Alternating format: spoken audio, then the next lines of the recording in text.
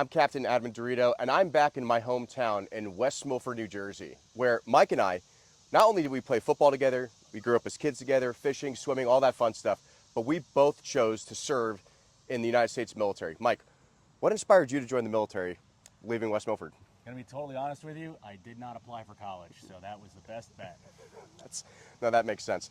And, you know, our hometown is founded with a lot of veterans. You drive around this town, and there's veteran memorials everywhere honoring people of our service. And you chose to come back to our hometown after leaving for so many years and continue to serve. What inspired you to become a police officer? So in all honesty, and to go back on the military question, there was a lot of things that truly inspired me. One of them, the big one, was obviously I didn't apply for college, but my whole family has basically served in the military, from my grandparents all the way down to my father and everything. Coming back to town, I love this town. This is where I grew up. This is where my family had lived for 30 years prior to me becoming a cop again. But ultimately, this is just a great town. There's a great bunch of people that live here. And honestly, the police department is full of a lot of great officers, too. So. Yeah, I would agree. A lot of our hometown friends came back here to continue to serve.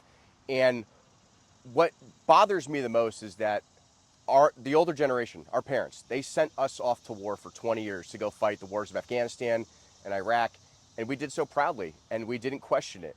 And now some of us are coming back to serve, and we've had to deal with issues, whether it's PTSD or issues from losing our friends in combat or things like that.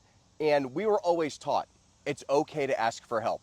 It's okay to go seek treatment, because we see what happens when, whether you're a police officer, a firefighter, or a member of the military, we see a lot of things that people don't see. That could be death, that could be trauma, that could be severe incidences where sometimes it's okay to ask for help and talk to people. And you did that. You served overseas, you've served as a cop. Before anything bad happened, you decide, hey, something's wrong, I'm recognizing that, and I'm going to seek help. And you did the right thing. But what happened after that, after you sought help? So even leading up to seeking help, I mean, I was managing everything very well on my own, although I was, what you would say, suffering in silence for a long time. And even though I was speaking to a therapist and taking medicine to help manage my symptoms, I mean, I was doing fine here at work. There was no indicators, no issues. I would give 100% of myself to the people that I was serving here. The people that suffered the most, though, were my family, because of the distance and the isolation that I had when I got home. Because at some point, it's just hard to deal with everything, especially when you're trying to raise two little kids, have a house where both you and your wife work. But coming back from treatment here, I mean, I was elevated. I felt great, because for the first time that I could say ever, I realized that the things that I was dealing with, the things that I thought that were problems of myself, weren't just isolated to me. There's a lot of people that all experience the same things. We all feel the same way. Mm-hmm. We all push things down the same way. And as a result of that, it's almost like you're living as strangers with the people that you work with. So I felt great coming back.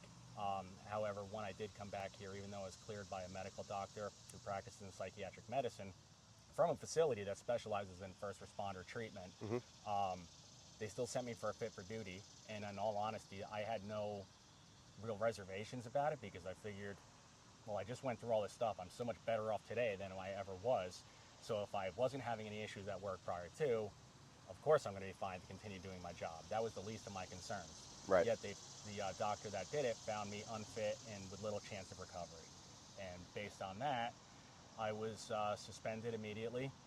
And when I received that suspension, I just said, well, I'll appeal it, because I'm entitled to an appeal. It's just like if you were to have some type of illness you're diagnosed with, you're probably going to go see another doctor and just get a second opinion, especially if somebody says you're broken for life, right? Right. As soon as I retained an attorney and said that I wanted to appeal it, the township immediately moved to terminate me. They refused to allow me to get a second opinion. They refused to allow me to provide any evidence to show that I was in fact fit. It was, no, this is what the doctor said, so this is what we're doing. And it's just been, the speed and deliberate action since that has been incredible. And that's something that's really bothers me, is I talked to Assemblyman Bergman's office about the bill that he wrote. He's a West Point grad. I went to the Air Force Academy, about how first responders and members of the military, they need to be able to safely seek PTSD treatment, because the jobs that we do are uncommon, and it's needed in our community. And the fact that you had no disciplinary issues, the fact that you went and sought this treatment to help your family and yourself, and the fact that even despite all of this, all you want to do is to continue to come back and serve as a police officer. That says a lot about your character. And it's something, one of the reasons I'm out here and why I flew across the country is because I dealt with retaliation in the military as well, where they faked a mental health diagnosis, and it's a law I've been trying to change. It's one of the reasons I ran for Congress, and you fight these systems, but at the end of the day, our elected officials and the people who run our townships need to be held accountable, because if they are sending a message that if you want to come back and serve, whether you serve in the military or the police, and you're having issues and you want to seek treatment, but if you seek that treatment, then you're going to be held accountable and retaliated against. What message is that sending to future officers? What message is that sending to future firefighters, future EMTs? Are good people going to want to do those jobs anymore, knowing that they could be terminated if they ask for help? And I think today the reason why we're here is that if we're successful in winning Mike's case, it's going to set a precedent that if you're a police officer, a member of the military, or anything else, and you seek this type of treatment, it's okay to ask for help, and everyone should be supporting you. Is that kind of the message you're trying to put out there for future veterans and first responders? Yes, absolutely. I mean, ultimately, yeah, if I was in high school or college age thinking about being a police officer, going to a first responder job at whatsoever, and just see the way that things have gone in the past, I think I'd be a little apprehensive about it to begin with. But yeah, absolutely, seeing what I'm going through would probably be something that I'd be like, well, I don't want to deal with something like that. However, what I'm really concerned with is just that this sets a precedent for people that are currently working, for people that are currently on the job, for people that are currently struggling, because, like I said, to realize that in the group therapy out in California when I was going through the program, Unified Wellness Center, all first responders, all veterans, all people that had had similar experiences and felt the same thing that I did, I realized that there's a lot more people than just me going through these things.